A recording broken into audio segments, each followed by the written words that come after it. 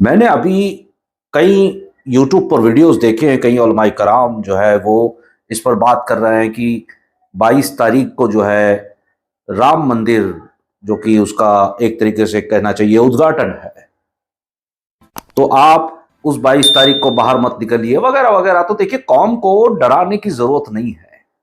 ये सारी चीजें और सारी बातें बोल करके हम माहौल को और बिगाड़ रहे हैं। यहां जो है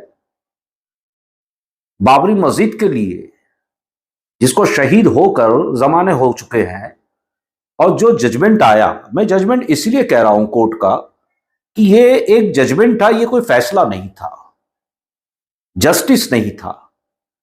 इसको एक फैसला नहीं कह सकते आप, ये एक जजमेंट हो सकता है जो बाबरी मस्जिद का हुआ। बहरकैफ, आज जो कुछ उलमाए कराम जो हैं, कुछ मौलवी हजरात जो हैं, वो यूट्यूब पर छाए हुए हैं और वो वीडियोस में कह रहे हैं कि जो है कि मैंने ऐसे कई वीडियोस देखे हैं कि वहां जाना चाहिए, या जो कुछ भी है 22 तारीख को जो है वो हमें बाहर नहीं निकलना चाहिए, या हमारे साथ ये नहीं हुआ, या हमारे साथ इंसाफ नहीं हुआ। देखिए, बातें सब जायज हैं, लेकिन ये जोश व खरोश फैसला आने के पहले अगर हम दिखाते तो शायद आज सूरत हाल कुछ और होती।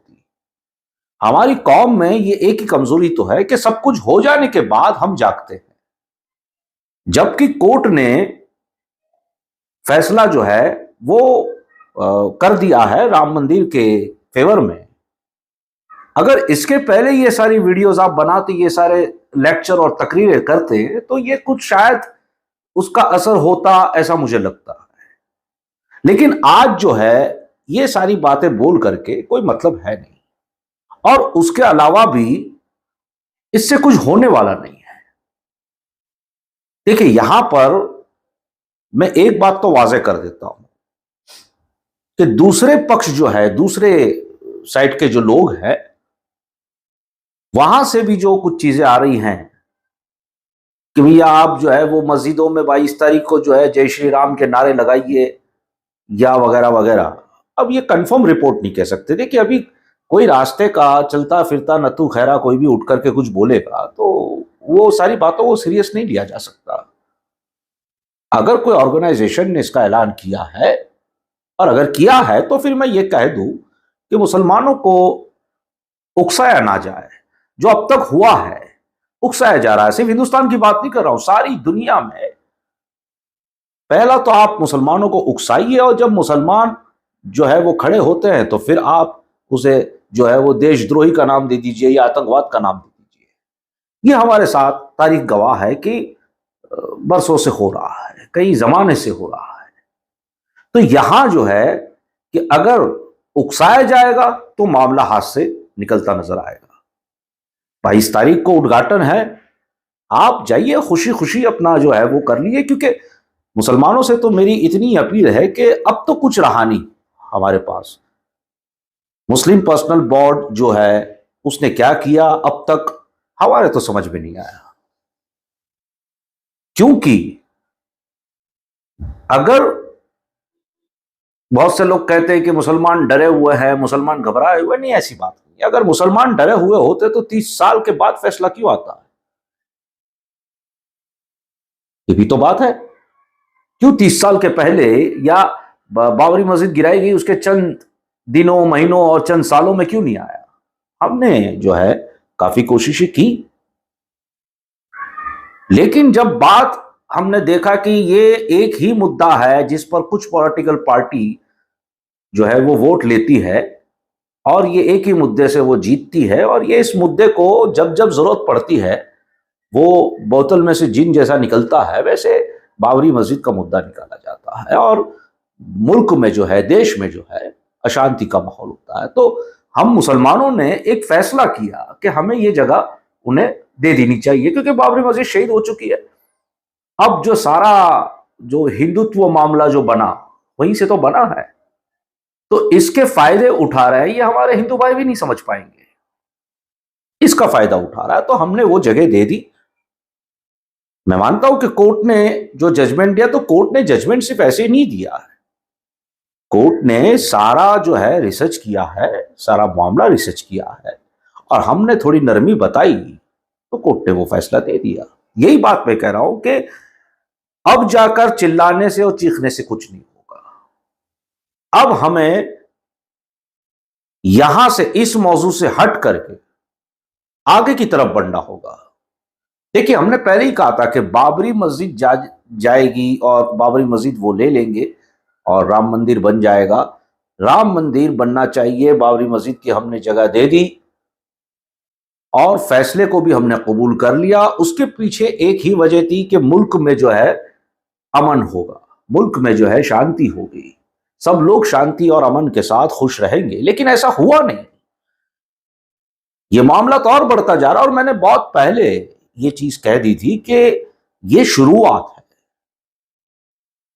बाबरी गई, अब देखिए ज्ञानवापी की तरफ आएंगे, कुछ तो आ ही चुके हैं। ईदगाह मस्जिद की तरफ जो है वो मामला बढ़ेगा और भी कई मस्जिदें जो है टारगेट पे आ जाएगी। यहां मैं एक बात जरूर कहूंगा तमाम उलमा इकराम से कि बाबरी को छोड़कर अब आगे ज्ञानवापी या और भी जो मस्जिदें हैं उसके मुताल्लिक आप बयान जारी करें, आप यूट्यूब पे वीडियो बनाएं, जैसे भी आप कर सकते हैं। आप आवाज बुलंद करें, कहीं ऐसा ना हो जाए कि बाबरी जैसा ही हाल ज्ञानवापी का भी हो जाए या ईदगाह मस्जिद का हो जाए या दीगर और भी जो मसाजिदें हैं उनका हो जाए। दरगाहें तोड़ी जा रही है, मज़ारात को तोड़ा जा रहा है, आज भी कई जगह पे मस्जिदों को तोड़ा जा रहा है लीगल इलीगल के नाम पर। अब थोड़ी इसकी भाषा बदल चुकी है। अब उन्हें भी पता है कि इतना आसान नहीं है बाबरी के बाद दूसरी मस्जिद को हाथ लगाना। तो अब जो है वहां लीगल इनलीगल का फंडा चला हुआ है कि अगर वो इनलीगल जगह है तो हम कुछ नहीं कर सकते, हमें दे देनी पड़ेगी। तो ये सारी चीजें वहां हो रही हैं, लेकिन उसके लिए जरूर आवाज उठानी चाहिए। और यह भी अगर कोई सोचता है कि अब बाबरी ले ली है और ज्ञानवापी की बारी है, तो मैं उनसे जो है वो गुजारिश करूंगा कि आप थोड़ा गलत फहमी से थोड़ा बाहर आइए, क्योंकि हर चीज एक बार होती है, बार बार नहीं होती। और ऐसी कोई अगर सोच आप रखते हैं तो वो निकाल दीजिए दिल में से, क्योंकि ये तो होने वाला है नहीं, ना होने दिया जाएगा, चाहे वो ज्ञानवापी हो या और कोई मसाजिद हो। देखिए 47 के बाद, मुझे वो सन याद नहीं, शायद 65-60 का जो वो सदी थी, उसमें तमाम पॉलिटिकल पार्टीज ने मिलकर के एक फैसला लिया था। वो पेपर आज भी मौजूद है और उसमें लिखा गया था कि जहां मस्जिद है वहां मस्जिद ही रहेगी, जहां मंदिर है वहां मंदिर रहेगा। यानी अगर किसी ने इससे पहले मंदिर तोड़ करके मस्जिद बनाई है तब भी उसे मान्यता मस्जिद की दी जाएगी, और जिसने मस्जिद तोड़ करके मंदिर बनाया तब भी उसे मंदिर की मान्यता दी जाएगी। जो जहां है वही रहेगा। वो पेपर है जिसमें बाबरी मस्जिद जो है अयोध्या, उसे बाहर रखा गया था, सिर्फ वो एक मसले को।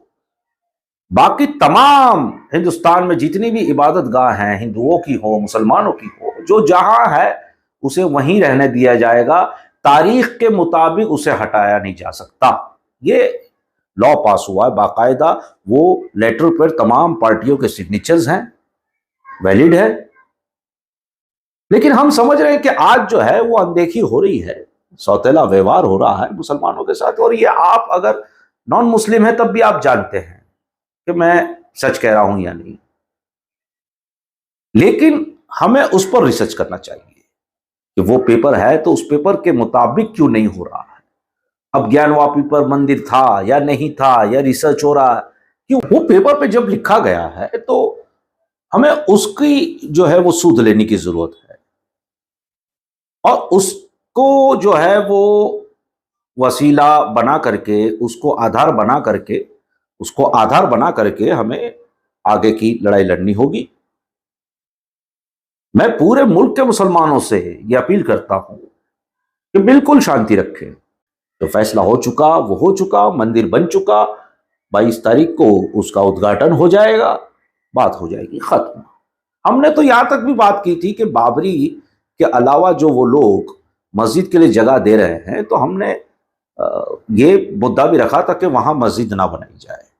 जो भी वो जगह दे रहे हैं वहां मस्जिद ना बनाए, वहां कोई अस्पताल बना ले, कोई स्कूल बना ले, कोई यूनिवर्सिटी बना ले, लेकिन खैर वो नहीं माना गया और आज वो मस्जिद वहाँ शायद तामीर हो चुकी है या काम शुरू है। तो ये सारी चीज़ें हैं कि हम बड़ा लेट सोचते हैं, बड़े लेट सोचते हैं, जागते बड़ा लेट हैं, हम उस वक्त एक्शन नहीं लेते। ये हमारी कमियां हैं बैरकैफ। लेकिन मैं यहाँ बता दूं मुसलमानों को भी और नॉन मुस्लिम जितने भी हमारे हजरात हैं हिंदुस्तान के, कि